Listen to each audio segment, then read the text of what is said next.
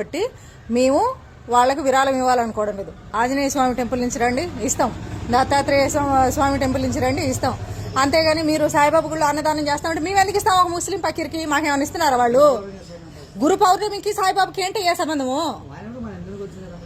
మన హిందువుల్ని కొలిచినాడా? మన హిందూ అని చెప్పొద్దు. ఎవరైనా ముస్లిం పకీర్ అయినా హిందూ ఎట్లా అవుతాడు?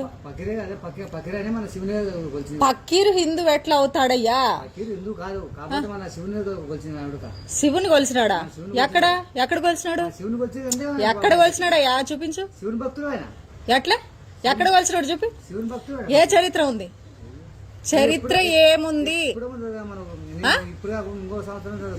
శివుని భక్తుడు అదే ఎక్కడుంది స్వామి? ఎక్కడుంది ఆయన శివుడు భక్తుడని? శివుని భక్తుడు ఇది ఇంకోసారి ఇంకెక్కడా చెప్పు, మాకు అర్థమైందా?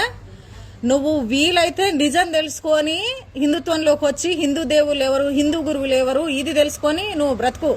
అంతేగాని నువ్వు సాయిబాబా గుళ్ళు అన్నదానం చేస్తాను, ఆయన శివుడిని కొలిసినాడు, ఆయన హిందువు అంటే కుదరదు.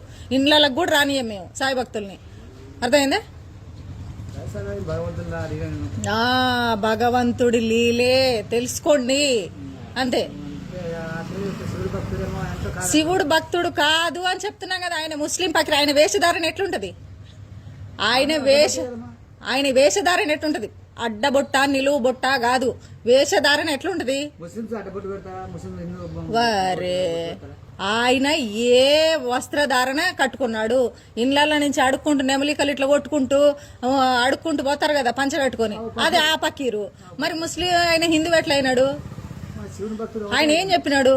అల్లానే దేవుడు, అల్లానే మేలు చేస్తాండి, అల్లానే నమ్మండి, ఇదే కదా ఆయన చెప్పి చచ్చిపోయిండు.